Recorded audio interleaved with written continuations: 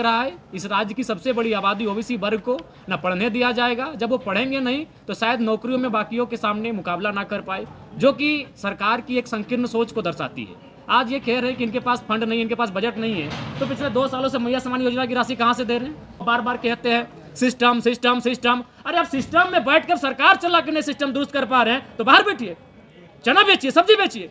अब सरकार में बैठे हैं, सरकार के अंग है, राज्य सरकार को चला रहे हैं, 6 सालों से आपकी बहुमत की सरकार है और बोल रहे सिस्टम सिस्टम सिस्टम। अरे सिस्टम में आप बैठे हैं सिस्टम बनाने के लिए, आप सिस्टम में बैठे हैं नीति नियम बनाने के लिए, और नहीं तो घास चराइए, बकरी ले घास चराइए, उनको चरन ले जाइए। तो इसलिए मेरे विभाग में लोन का प्रावधान नहीं है, उनको फ्री में देना है, स्टाइपेंड फ्री में देना है। हाँ, हम लोग वेट कर रहे थे कि केंद्र सरकार कब तक देगी। तो और आप मैया सम्मान की राशि किस मद के माध्यम से दे रहे हैं? तो जब आप मैया सम्मान योजना की राशि दे सकते हैं तो आप राज्य कोटे से जो उनको पैसा होगा तो अग्रिम भुगतान करें। मैंने तो एक सुझाव भी दिया। अभी हम जाएंगे फिर भेजेंगे, फिर आया नहीं पैसा, तो समय तो ज़्यादा हो रहा है ना, इसलिए हम लोगों ने तय किया कि नहीं, अब स्टेट के पास जो पैसा है उसको हम लोगों को रिलीज करना चाहिए। माननीय चमरा लिंडा जी छात्रावास से रह के विधायकी का सफर तय किए हैं, छात्रावास से रह के नेता बने हैं, और छात्रावास में रहने वाला अगर विधायक मंत्री अगर छात्रों की दर्द को नहीं समझ पा रहा है तो ये केवल और केवल इनका गोलमटोल जवाब है। ये हम लोग तुरंत शिथिलीकरण करने के लिए वित्त विभाग को मतलब वित्त पत्र जारी कर दिए, मतलब वो तुरंत चला जाएगा।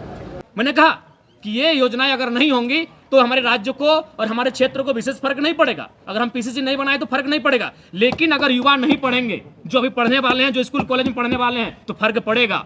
हम एक जनरेशन का गैप कर जाएंगे।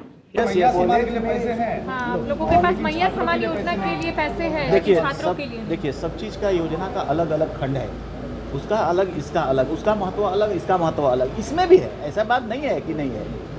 अब जो प्रॉब्लम है, हर्डल है, ऑब्स्टेकल्स आ रहे हैं, तो हमारा तो उसको हम कहेंगे कि देखिए आप ऑब्लिगेशन है, आपका देना है, ये बंटवारा होता है, आप संघीय ढांचे में बंटवारा पैसा होता है, आप नहीं देंगे, जानबूझ के नहीं देंगे कि नहीं वो मेरा स्टेट नहीं है या दूसरे ये पार्टी का स्टेट है, तो ये अच्छा नहीं है ना। ये समाज में कहा है क्योंकि बंगले और जो सरकारी सुविधा है वो मुख्यमंत्री और स्पीकर को तय करना है। बिल्कुल मैं यहाँ सभा में मीडिया के सामने कह रहा हूँ कि नीलाम कर दे, मुझे कोई गुरेज नहीं होगा। 6 करोड़ रिलीज कर दिया है और अब उसको बंटवारा शुरू हो जाएगा, मैपिंग हो रहा है उसका, आने वाला कल में आएगा तो उसका भी वही मैपिंग होगा। बच्चों को पढ़ने में भी उनके साथ दुर्व्यवहार किया जा रहा है। मुझे इस घटना से फ्रांस और वियतनाम की वो घटना याद आ रही है, जब वियतनाम के बच्चों को जानबूझकर फेल कर दिया जाता था ताकि वो फ्रांस की बराबरी ना कर पाए। आज ऐसा लग रहा है इस राज्य की सबसे बड़ी आबादी ओबीसी वर्ग को न पढ़ने दिया जाएगा। जब वो पढ़ेंगे नहीं तो शायद नौकरियों में बाकियों के सामने मुकाबला ना कर पाए, जो कि सरकार की एक संकीर्ण सोच को दर्शाती है। आज ये कह रहे हैं कि इनके पास फंड नहीं, इनके पास बजट नहीं है, तो पिछले 2 सालों से मैया सम्मान योजना की राशि कहाँ से दे रहे हैं? यानी इच्छा शक्ति का अभाव है। आप ये केवल दोषारोपण नहीं कर सकते, अगर केंद्र ना दे तो आपके पास क्या विकल्प है? और आप मैया सम्मान की राशि किस मद के माध्यम से दे रहे हैं? तो जब आप मैया सम्मान योजना की राशि दे सकते हैं तो आप राज्य कोटे से जो उनको पैसा होगा तो अग्रिम भुगतान करें। मैंने तो एक सुझाव भी दिया कि आप उन्हें ऋण देने का काम करें, बिना ब्याज के उनको ऋण दें। जब पैसा आप उनके अकाउंट में दे देंगे या फिर जिस प्रक्रिया से आप छात्रों को पैसा देंगे, 10,000 दें, 20,000 दें, 25,000 दें, जो उनका स्कॉलरशिप होगा वो पैसा उनको ऋण के माध्यम से दे दें, और जब उनके अकाउंट में पैसा आ जाएगा आप उस पैसे को काट लें। लेकिन सरकार के पास गोल मटोल जवाब है। बड़ा विचित्र बात है। और सबसे बात, माननीय चमरा लिंडा जी छात्रावास से रह के विधायकी का सफर तय किए हैं, छात्रावास से रह के नेता बने हैं, और छात्रावास में रहने वाला अगर विधायक मंत्री अगर छात्रों की दर्द को नहीं समझ पा रहा है तो ये केवल और केवल इनका गोलमटोल जवाब है। मैं उनके उत्तर से बिल्कुल असंतुष्ट हूँ, और उन्हें जो भी आंकड़े, जो तथ्य तर्क प्रस्तुत किए हैं, बिल्कुल मैं एक सिरे से खारिज करता हूं। उनमें इच्छा शक्ति का अभाव है। वो बार बार कहते हैं सिस्टम सिस्टम सिस्टम। अरे आप सिस्टम में बैठकर सरकार चला के नहीं सिस्टम दुरुस्त कर पा रहे हैं तो बाहर बैठिए, चना बेचिए, सब्जी बेचिए। अब सरकार में बैठे हैं, सरकार के अंग है, राज्य सरकार को चला रहे हैं, 6 सालों से आपकी बहुमत की सरकार है, और बोल रहे सिस्टम सिस्टम सिस्टम। अरे सिस्टम में आप बैठे हैं सिस्टम बनाने के लिए, आप सिस्टम में बैठे हैं नीति नियम बनाने के लिए, और नहीं तो घास चराइए, बकरी ले घास चराइए, उनको चरन ले जाइए। बिल्कुल इस राज्य के ओबीसी छात्रों के भविष्य के साथ खिलवाड़ किया जा रहा है, जो कि बहुत ही चिंता का विषय है, जिनकी आबादी 54% है। कसूर ओबीसी समाज का भी रहा है। उनको घंटे की आनंद से सुखद अनुभूति की प्राप्ति होती है। आज ये बहुत बड़ा प्रश्न चिन्ह लगा है उनके जीवन पर, उनके लाइफ पर। बिल्कुल उनका लाइफ, उनका मैं देख पा रहा हूँ, मुझसे हजारों छात्र आज लगभग विगत 6 महीनों मिल चुके, मैं नहीं कह रहा हूँ एक दिन में, 6 महीनों में हजारों छात्र जनता दरबार के माध्यम से मुझे मिल चुके हैं। उन्हें रोते रोते हमसे मिलते हैं, वो धीरे धीरे शहरों से अपने गाँव की ओर वापस जा रहे हैं, वो मजदूरी के लिए बाहर जा रहे हैं। आप आंकड़ा निकालिए, आप आंकड़ा निकालिए कि जो लोग पलायन कर रहे हैं, जो युवा पलायन कर रहे हैं अन्य राज्यों में, अन्य देशों में काम करने के लिए, उनकी आयु क्या है? उनकी आयु 18 से 25 साल के बीच है। अब वो सब आंकड़ा निकालिए इस राज्य का। 18 से 25 साल के नौजवान कौन होते हैं? जो परीक्षा की तैयारी करते हैं, जो आंखों में सुनहरे सपने सजाते हैं कि मुझे कलेक्टर बनना है, मुझे बीडीओ बनना है, मुझे सीओ बनना है, मुझे शिक्षक बनना है, मुझे अभियंता बनना है, मुझे चिकित्सक बनना है। वो नौजवान होते हैं। आप आंकड़े को, अगर आपके पास आंकड़े नहीं है, मैं आंकड़ा लेके आपको दूंगा, क्योंकि मेरे जानकारी में लगभग 107 प्रवासी मजदूर केवल मर के वापस आए हैं। और जब मैंने उनकी आयु सीमा का गणना किया तो उनकी आयु सीमा की गणना लगभग 22 से 26 साल औसत है। वो प्रदेश नहीं विदेश जा रहे हो और मौत के मुंह में समाकर इस राज्य में उनका शरीर भी 4 महीना के बाद आ रहा है। आपने सरकार को सुझाव भी दिया कि अगर जरूरत पड़े तो मेरा बंगला भी नीलाम कर। हाँ बिल्कुल, बंगला ही नहीं, मैंने कहा विधायक निधि को भी रोक दीजिए। विधायकों को एक वित्तीय वर्ष में खर्च करने के लिए 5 करोड़ दिया जाता है। हमारे यहाँ 81 विधायक है, 400 करोड़ एक अच्छा खासा राशि हो जाएगा। और दूसरा बात, विधायक निधि से हम करते क्या है? हम कोई बहुत बड़ा काम नहीं करते। विधायक निधि से आपकी जानकारी के लिए बता दें, पहले जब हम विधायक निधि लेके जाते हैं तो उसको हम लोग पंचायत वाइज डिस्ट्रीब्यूट करते हैं। जैसे मेरे डुमरी में 70 पंचायत है, तो 5 करोड़ को हम 70 से भाग देंगे तो कितना निकल कर आएगा?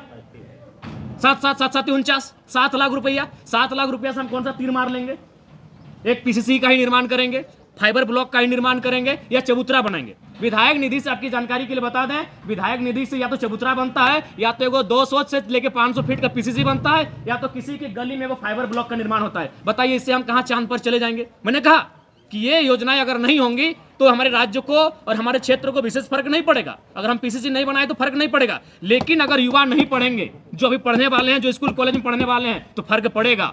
हम एक जनरेशन का गैप कर जाएंगे, एक पीढ़ी, बाकी लोग हमसे आगे निकल जाएंगे और एक पीढ़ी का अंतर हो जाएगा। इसलिए मेरे नजर में उस पुलिया से, उस सड़क से, उस पीसीसी से, उस चबूतरा से महत्वपूर्ण इस राज्य के छात्रों का भविष्य है। और मैंने बिल्कुल पूरे भौं-समास में कहा है, क्योंकि बंगले और जो सरकारी सुविधा है वो मुख्यमंत्री और स्पीकर को तय करना है। बिल्कुल मैं हौस-हवास में मीडिया के सामने कह रहा हूं कि नीलाम कर दे, मुझे कोई गुरेज नहीं होगा। झारखंड में अब छात्रों के भविष्य को किस रूप में देखते हैं? अंधकार के रूप में देख रहे हैं, क्योंकि सरकार के पास नौकरियां है नहीं, क्योंकि इनके पास प्लानिंग है नहीं, ये नौकरी सृजन करने में सक्षम है नहीं।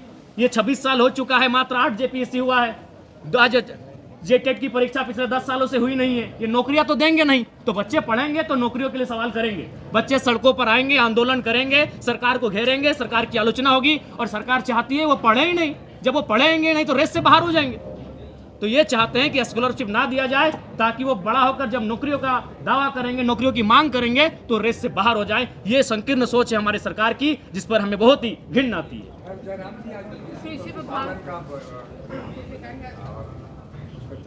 क्यों देंगे? ऐसा हम स्टाइपेंड दे रहे हैं और देना है उसको, तो लोन मतलब उससे फिर बर्डन क्यों डालेंगे? लेकिन ओबीसी छात्रों को बैंक जो है वो ज़्यादा परसेंटेज। हाँ, सरकार की तरफ तो इसलिए मेरे विभाग में लोन का प्रावधान नहीं है, उनको फ्री में देना है, स्टाइपेंड फ्री में देना है। हाँ, हम लोग वेट कर रहे थे कि केंद्र सरकार कब तक देगी, तो 3 करोड़ ही मात्र दिया। अगर ज़्यादा दिया होता तब तो फिर हमारे पास जो पैसा है उसको भी हम रिलीज कर देते, लेकिन वो नहीं आया तो हम पीत पत्र जारी कर दिया है।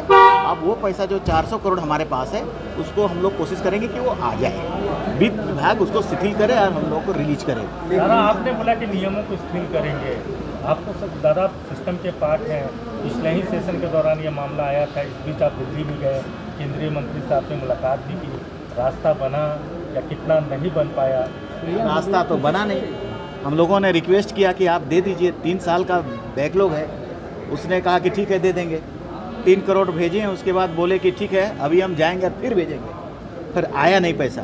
तो समय तो ज़्यादा हो रहा है ना, इसलिए हम लोगों ने तय किया कि नहीं, अब स्टेट के पास जो पैसा है उसको हम लोगों को रिलीज करना चाहिए। तो कब तक दादा? हाँ, ये हम लोग तुरंत शिथिलीकरण करने के लिए वित्त विभाग को मतलब पीत पत्र जारी कर दिए, मतलब वो तुरंत चला जाएगा।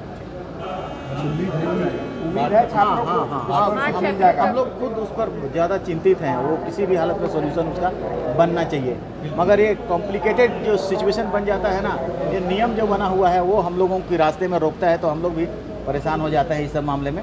तो अब हम लोग उसको देखेंगे, उसको करने नहीं होंगे। इससे छात्रों का भविष्य अधर में है। विधायक सवाल उठा रहे हैं कि Yes, मैया yes. समाज के लिए पैसे हैं। हाँ, आप लोगों के पास मैया समान योजना के लिए पैसे हैं देखिए छात्रों सब के लिए। देखिए सब चीज़ का योजना का अलग अलग खंड है, उसका अलग इसका अलग, उसका महत्व अलग इसका महत्व अलग, इसमें भी है, ऐसा बात नहीं है कि नहीं है। अब जो प्रॉब्लम है, हर्डल है, ऑब्स्टेकल्स है आ रहे हैं, तो हमारा तो उसको हम कहेंगे कि देखिए आप ऑब्लिगेशन है आपका देना है, ये बंटवारा होता है, आप संघीय ढांचे में बंटवारा पैसा होता है, आप नहीं देंगे, जानबूझ के नहीं देंगे कि नहीं वो मेरा स्टेट नहीं है या दूसरे ये पार्टी का स्टेट है, तो ये अच्छा नहीं है ना, ये बिल्कुल अच्छा नहीं है। इसलिए केंद्र से पैसा हम लोगों को दिया नहीं जा रहा है, तो ये प्रॉब्लम को सोल्यूशन करना है, तो अब हम तो टेकअप, हमारा स्टेट है, हम भी को टेकअप करना पड़ेगा, इसलिए हमारे पास जो है उसको हम लोग, अगर वो देता तो अभी 1000 करोड़ रुपया हो जाता, तो हम लोग का 3 साल का पूरा बैकलॉग हो जाता।